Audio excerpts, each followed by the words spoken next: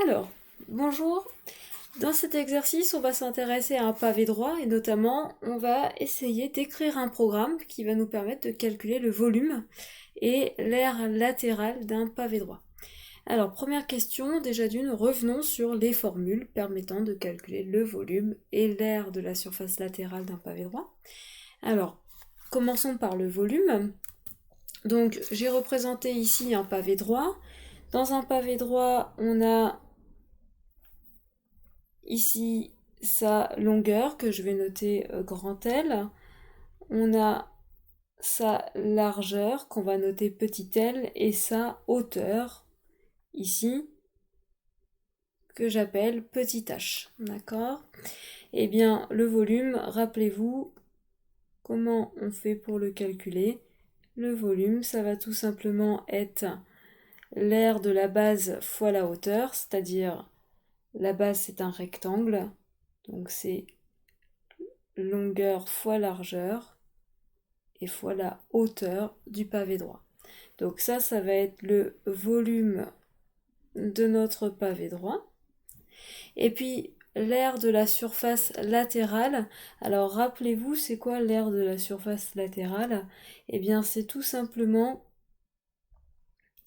l'aire qui va être représentée par cette surface qui fait le contour. D'accord? C'est-à-dire qu'on ne compte pas ce qui va faire office de base ici et ici. D'accord? C'est vraiment le contour de notre pavé droit. Donc, si je représente le patron de mon pavé droit, on va mieux visualiser ce qu'est la surface latérale. Si ça c'est le patron de mon pavé droit, eh bien l'aire latérale, ça va tout simplement être l'aire de ces petits rectangles qui restent. D'accord? On enlève les bases du parallélépipède.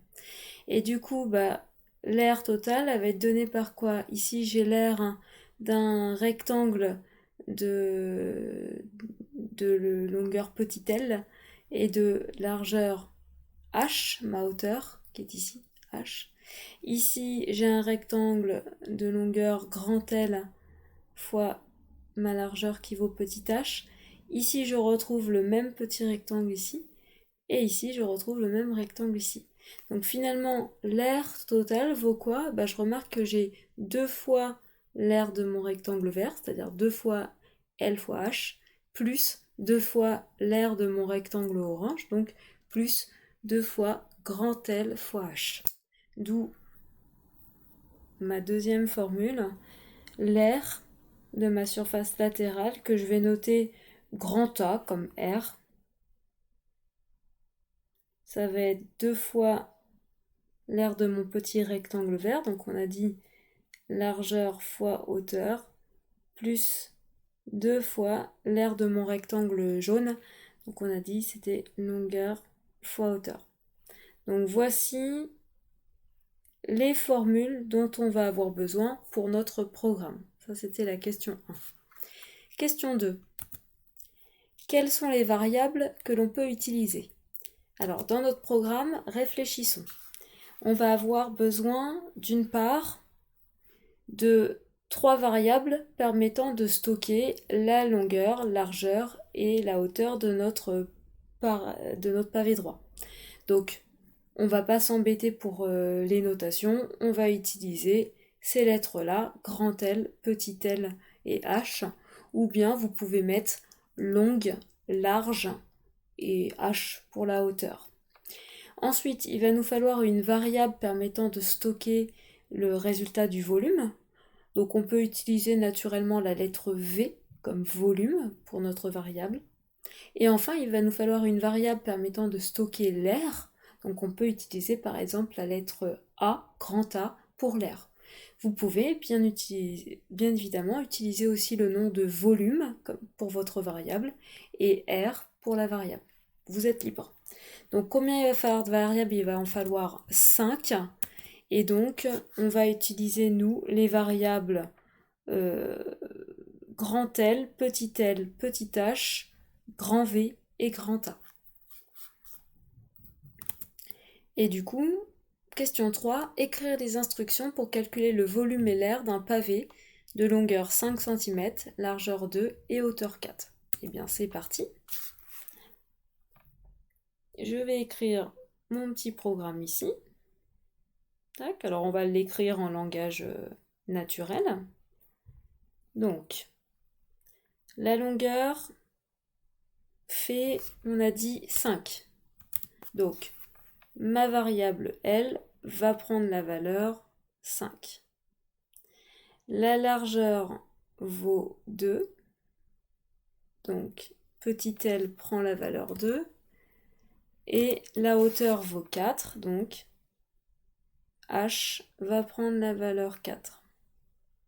D'accord ? Donc, vous voyez, dans mes boîtes L, H et grand L, petit l et h, je mets les valeurs de mes longueurs, largeurs et hauteurs de mon pavé droit.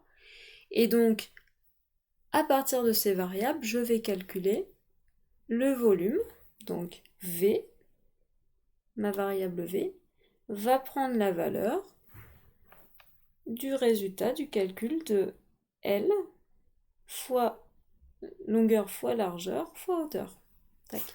L'avantage avec ça, au lieu de mettre 5 fois 2 fois 4, c'est que l'avantage, c'est que si derrière je décide de changer les longueurs, largeurs et hauteurs de mon pavé droit, j'ai juste ces 3 instructions à changer et les 2 suivantes vont rester telles quelles. Elles vont bien prendre en compte les nouvelles longueurs, largeurs et hauteurs de mon pavé droit. Et donc dans A, naturellement, on va y mettre le résultat de 2 fois L fois H plus 2 fois longueur fois H. D'accord ? Et est-ce qu'on nous demande... Alors on ne nous le demande pas forcément, mais on pourrait très bien... Comprenez bien que là, pour l'instant, l'ordinateur garde les valeurs pour lui. Si je décide, je veux faire afficher les valeurs du volume et de l'air, il va falloir que je lui demande de m'afficher les valeurs obtenues. Donc je vais lui demander afficher la valeur de V et afficher la valeur de A pour que je puisse les voir. Voilà, on a terminé.